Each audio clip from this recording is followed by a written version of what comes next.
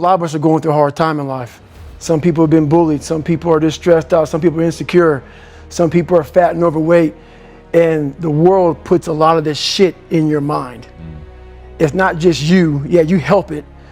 And my whole thing is about, I had to develop a mindset that was indestructible. I had to armor plate my mind. And it's about what you're saying to yourself, but it also comes with work.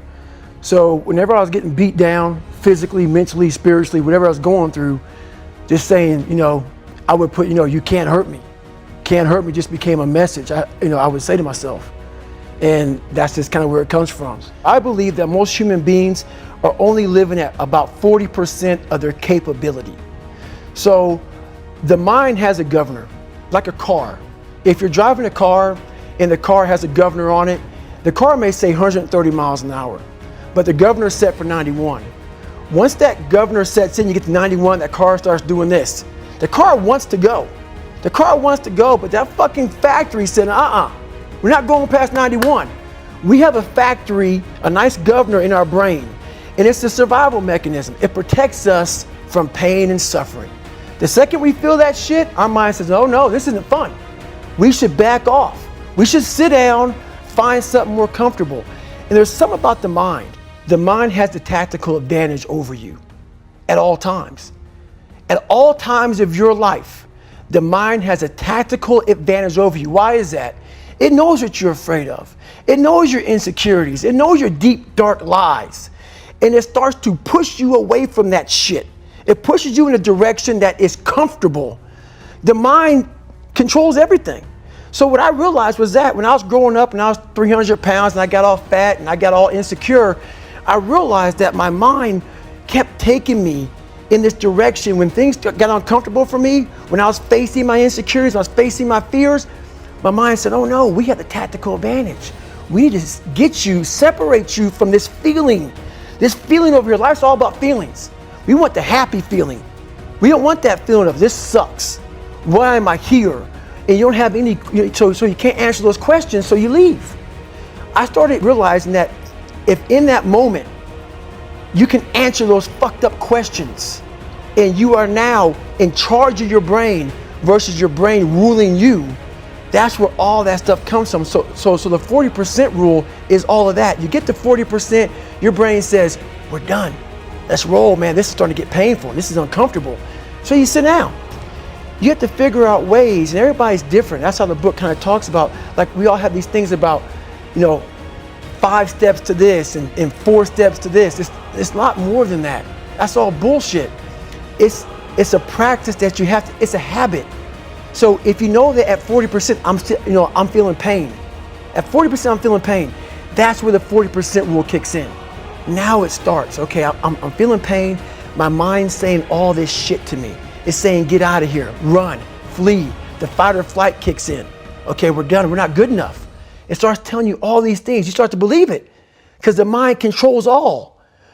This is the time where you have to gain control back of your mind. It's okay. Let me see if I can go 45%. And once you start giving yourself more and more hope and start realizing, okay, the mind starts to be, okay, what are you doing? We're supposed to be going right and you're going left. You start then controlling your mind. Start finding more in yourself. And then it goes from 40% to a lot further than that. But that's the start of it though. Get to the spot where your mind is saying stop. Wherever that is, you gotta get there first. And then that's when that shit starts to work for you. You gotta control yourself in that moment. So a lot of people can live with themselves.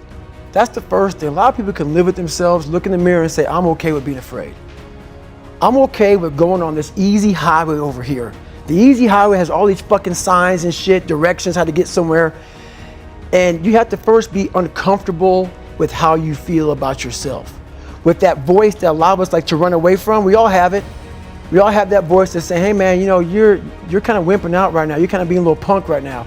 But a lot of us say, okay, that's okay. It's okay to tell these little white lies to ourselves. So we first have to face the real you. The real me is David Goggins. The real me is the guy looking at you right now saying, I don't want to fucking be on this show right now because I used to stutter as a kid. And I'm afraid of that.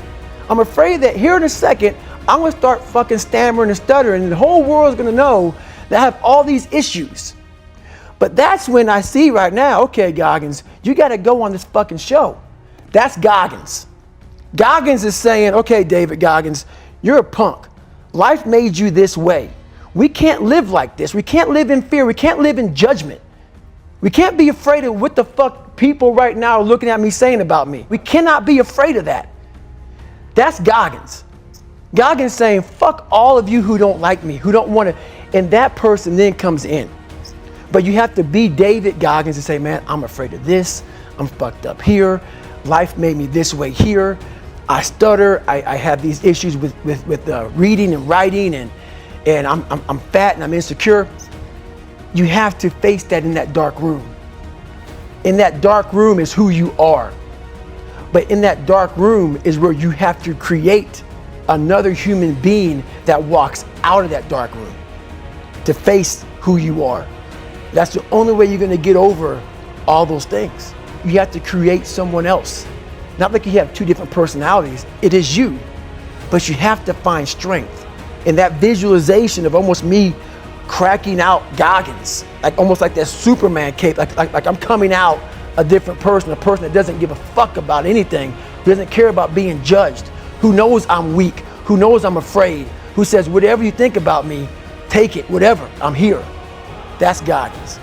In the dark room, you face yourself, you realize you want to be better, you realize you don't want to be this weak, insecure person in the world who has all these problems that we all have. We all have. Social media is a great platform to tell you who we want to be, not who we are. So that's where that dark room is. So in my book, I talk about it a lot. It was my junior year in high school, and I fell back a lot. I fell back in this fucking hole of life.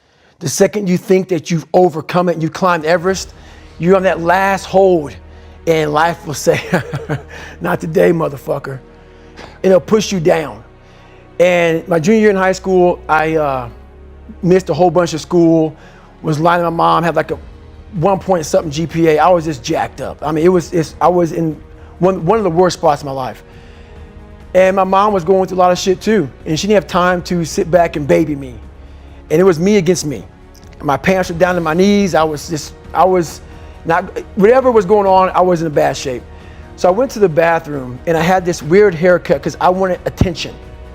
I was an attention getter. I went to an all white school pretty much. Some of the kids liked me, a lot of them didn't like me, whatever. Didn't fucking matter. I was looking for something. So I would dress differently, crazy haircuts, and I went to the mirror and the reflection in it revealed a lot of bad things. A lot of things that I was hiding behind the saggy pants. And I'm looking at myself in the mirror going like, God, dog, dude, you are something else, man. Like you have created a character. I want to be at the cool guy table, and whatever I could do to get attention, I did. It wasn't me. It wasn't who I was inside, but I was scared for anybody to know who I was inside.